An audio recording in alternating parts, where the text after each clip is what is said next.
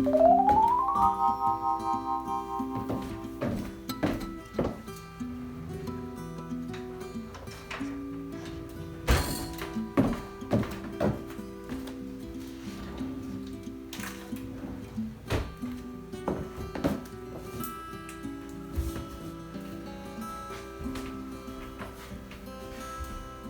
thought we were going to do some cooking.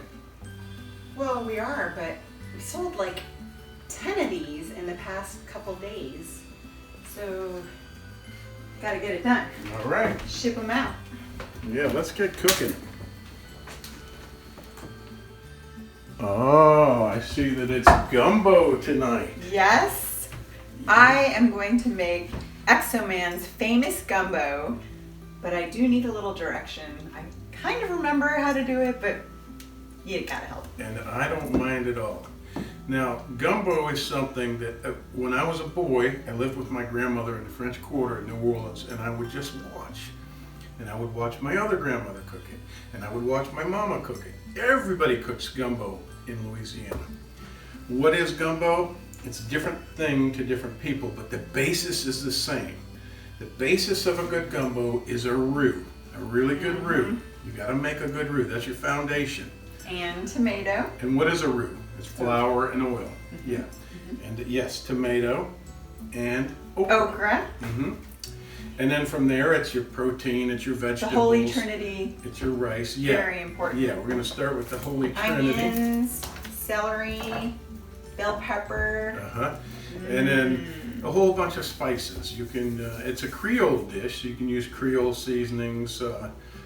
I have a mixture of Creole seasonings here. We're going to have obviously onion, celery, bell pepper, and things like that. But I like to put a little extra onion powder in it to bump it, to just get that mixed through the mixture. Yeah. And we've got a beef stock today. Since we're going to do meat, we're going to do sausage.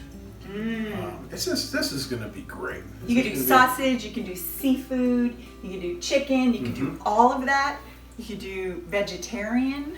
And there are 100 different things you can put in gumbo. Some people put Worcestershire sauce, some people put lemon juice and things like that. Mine is, I wouldn't say simple, but I do just about the same thing every time. And it's so delicious. And it's delicious. Everybody loves it. And I don't mess it up. Yeah. I've messed up some dishes before because I wasn't paying attention, but gumbo is just like, it's therapeutic and it's just like a dance. And the only way to really mess it up is to mess up the roux. You have to pay attention to the roux when you're making it. And that is an incredibly simple process. So, all right. All right. Let's get started. Now let's talk a little bit about our ingredients. As we said, we have chopped tomatoes and okra, right? Well, if you're a purist, you're probably going to want to roast and chop your own tomatoes. You're probably going to want farm fresh okra. For all I know, you're a super purist and you grow your own okra and tomatoes. We've done that. Exactly. But if you're making a gumbo and you don't have time for all that, it doesn't matter. It's going to be so delicious, so savory, you're not going to notice the difference. Just the combination of flavors on so many flavors. So yeah. Okay, so this will suffice. A 28-ounce can of chopped tomatoes and 12 ounces to a pound of okra. I think a pound would be better for a good okra. Now, this is obviously going to be a big enough dish that we're going to have leftovers. And I don't really have a recipe, which is why we're doing this. Every time I make it from scratch. I don't look at anything. I don't have anything written down. And it's always better the next day anyway. Yes, this is true. Gumbo is a thing that is always, when it sits, it ages a little bit, and the flavors come together into something exquisite. So that is an important point. All right, so here I've got a chunk of ham. We've actually raised our own pigs before and used our own ham in the gumbo, but this is store-bought ham. This is just a smoked ham cut. This is a seasoning ham. It's like maybe tasso that you would get in Louisiana, but I don't have any tasso. But this is a good smoked seasoning ham. This is sometimes I use alligator, but this sausage is crawfish sausage. So crawfish and beef? Yeah, crawfish and I think I think pork and beef. So it's going to be a little mixture. That makes it kind of almost a seafood, but not really. And this is just a typical smoked sausage, like you could use Louisiana or, you know, Hillshire Farms, whatever the heck you want. Andouille. I don't have any andouille. I usually have that in stock, but as I've said, doesn't really matter. Doesn't really. It can be. It's different every time. Yeah. You remember the time I made seafood gumbo and I put black sea bass in it? Oh yes. And it was terrific. So good. I put it in late in the game, and because it didn't get mushy, but you can do crab, shrimp, all kinds of different things. All right, so let's get started. Why don't I have you chop up these vegetables? All right. We're getting ahead of ourselves quickly. That looks great. We'll go ahead and cut the garlic and we'll cut the meat, so everything will be prepped. And before we start cooking, we'll start with our roux. You might need an apron. Okay, we have the garlic chopped up, the meat, everything's prepped. Ready to go?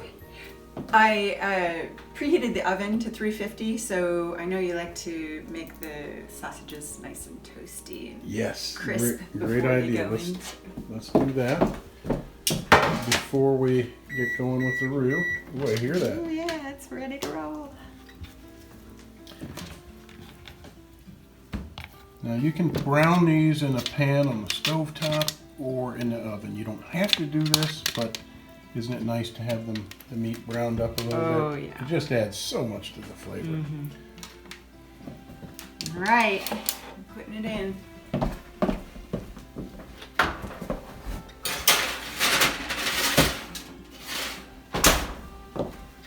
right.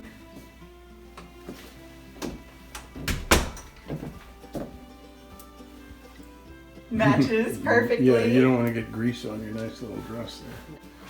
Now for this, roughly a cup of flour, and I can ad lib, okay? Because this is how I cook. Again, I'm not using a written recipe, so I do roughly. You want to have your my wooden spatula. Yep. What I typically do is I put my flour in, and then I don't measure, but it's probably going to end up being 3/4 of a cup or a cup. In this case, avocado oil. We don't use butter. We got that on a nice medium-high heat. We don't use butter because butter is too wet. It has too much water in it, and it's not a high heat substance. Right, you need a high heat oil, Yeah. like avocado or grapeseed. Right. Yeah. So are you ready to tell me when? Yeah, just start pouring it and Are mixing. you nervous? No. We're not nervous at all. Well, don't get it all over your spatula. Okay. That's good. Come together, and we'll see. Now this is just a little chemistry. Now you'll see that's not enough. It's like making cement or concrete. You dump a bag of concrete into a wheelbarrow, and you start adding water, and you add water until you get the proper consistency. That's how you make frosting too. With roux, this is really important, so pay attention here. Now with roux, you'll find that the texture not only changes with the addition of extra oil, but also with the heat. It'll get It's very pasty right now. You might find you have a nice soupy roux, and then as it heats up and cooks a little bit, it gets drier looking. So you just add a little more oil. The objective here is to keep it moving and to keep it From burning. Keep it from piling up too high and keep it from burning. It's very smooth now. You don't want any lumps. Yeah. But you're really not going to have any as long as you Now you can leave it sit for a minute. stirring. See how it flattens out when I roll the pan? Now let it sit for a minute. We're getting more of it into contact with the heat. And when we won't be done with this roux until it's very dark. I like a nice dark roux. You could call this done if you wanted a light green gumbo, but that just doesn't. It's not going to have Light green? Yeah. Oh. Yeah, it's not going to be as dark brown and rich Then if you that's don't not a gumbo. brown the roux. Yeah, it's anybody's gumbo.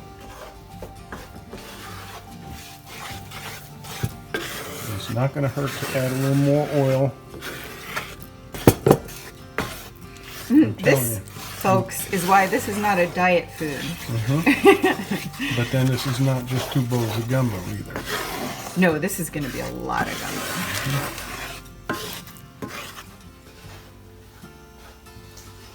Stir in that roux, Cher. Now see, we've probably got close to a cup of oil in there now, and Farm Girl doesn't want to add much more oil, so she's just going to work it this way. If you had more oil, it would be more of a liquid. Yep. See, if you lift the pan up, you regulate the heat that way. That helps. Now you want to brown it, not char it. That's the trick. So you got to keep it moving. And you see it's getting rich. The darker the roux, the toastier, and the darker the gumbo. Is your hand getting tired, Margaret? Yes. But you look marvelous. Thank you. Ow. Sometimes my hand hurts. Sometimes I'm hot. Sometimes I'm cold. Alright, so we're getting to where I like to be, which is somewhere between, I'd say, caramel and milk chocolate in color. I think that's pretty good. We want to keep that hot, but let's back burner that for a minute. And now she's going to put the tomatoes in there. And also, I want to bring those up to heat. I like to introduce hot roux to hot tomatoes. She's going to add a cup of water. We're just going to get started because today I'm using a paste for roux. For bullion, rather, I'm adding a paste. I'm not going to be working with a liquid, so I'm going to be adding water as is needed to keep the viscosity that I like. Okay. So now we'll go ahead and add. Look how dark that is. Let's go ahead and put some bullion in there. Let's do a couple of tablespoons of that. We can add more if we need it. Yeah. It's kind of hard to get on. But we don't want to get too salty too quickly. You can always add, you can't take away.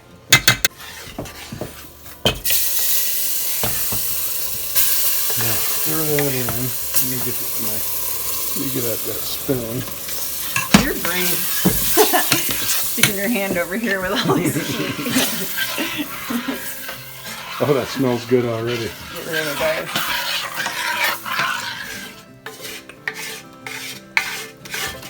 Yeah, I find if I mix hot roux with hot stew, then everything works together nicely instead of having the oils congeal, when they hit the cold stew. Thick there, so she's going to add another cup of water. And it's so brown and rich looking. Yeah. So isn't that a nice idea to make a nice dark roux? Wow. Yeah. I'm going to take this brown sausage out so it doesn't burn. And we'll get the veggies started. So she's going to start with the celery and the bell pepper because those take the longest to cook. And it's always good. It's very important to saute your vegetables. Now, you saw what we did with the veggies. We had one bell pepper. You want a pretty good size. If they're small, get 2. We had 2 medium onions. I could have had 3, or one really big one. It's not that critical. Maybe 3 sticks to 5 sticks of celery, depending on how big your celery is. None of this is that critical, folks. Now it's really gonna smell good in here. All right. So those are about ready. I'm going to dump the sausage and try not to dump all that oil in there because we got plenty of oil in this. Browning the sausage in the oven helps you cook off some of that fat. Ready to put the veggies in the pot? Yep, and those veggies contain a lot of water. Translucent. And they smell delicious. It already smells perfect. I should have put these bay leaves in a little sooner, but they're going in now. So Exoman wants me to brown the ham a little bit. So... While that's browning, Farm Girl's going to add some pepper. Just black pepper. be careful, careful that. That's good. Because you're going to add a little maybe cayenne. Maybe 2 teaspoons? No. No? Probably half. And then probably about a teaspoon to a Creole seasoning. teaspoon and a half of your favorite Creole seasoning. Keep going a little more. That should be good. We can always add, right? A little cayenne pepper. Sprinkle, because we might be serving this to people who don't like a lot of heat. Like we That's good. That's good. Okay. Can always add. Which we will. Which we will. Now, after we brown up this meat a little bit and add that, we're going to cook the snot, as I say, out of the okra. Yes.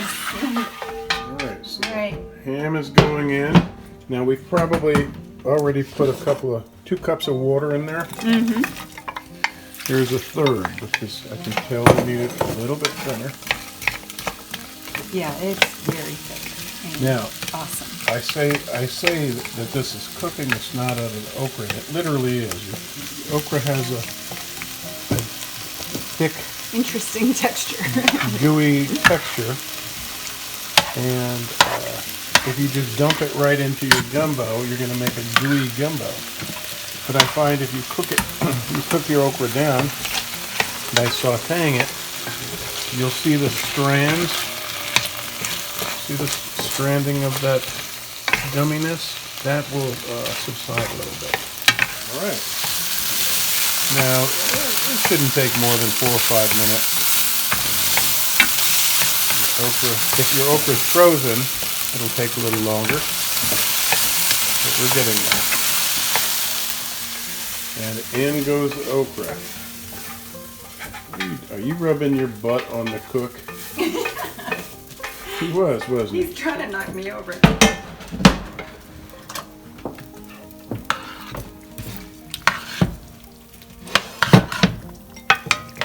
Now, let's pan this garlic a little bit, if you'll knock that in there for me. Just gonna add a little butter for flavor. We'll do about How much you want? 2 tablespoons.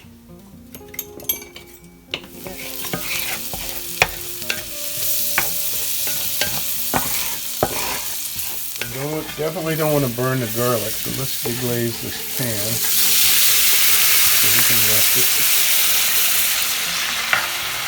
Get all that nice flavor from the veggies and okra and all that stuff off.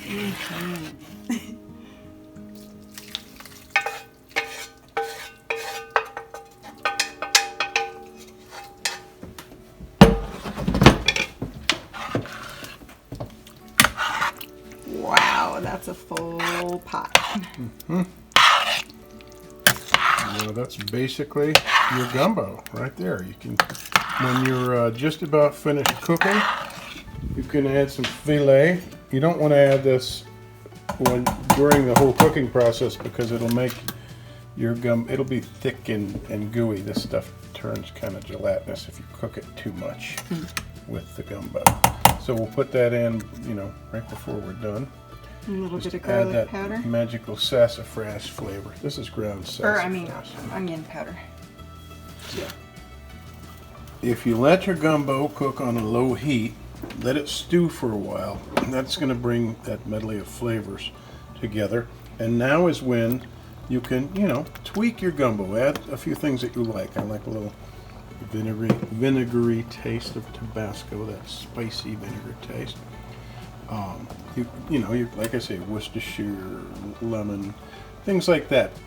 And don't go crazy. I mean, you don't need saffron or weird stuff like that. You don't want to mess up the flavor of your gumbo. But just if you like a little more salt, a little more pepper, white pepper, black pepper, red pepper.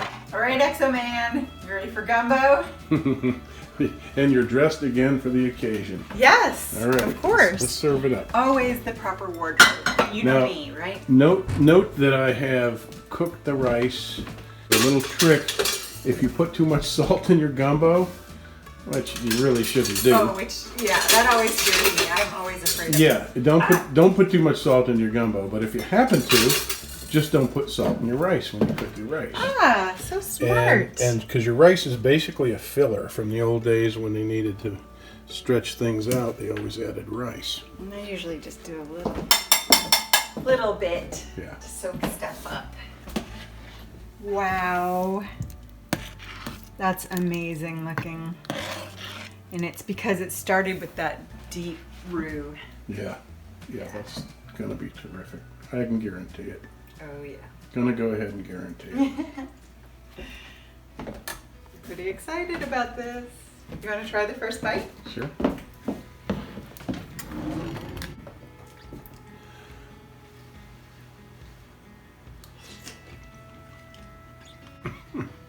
Is it delicious? It's every time. It's a novelty every time.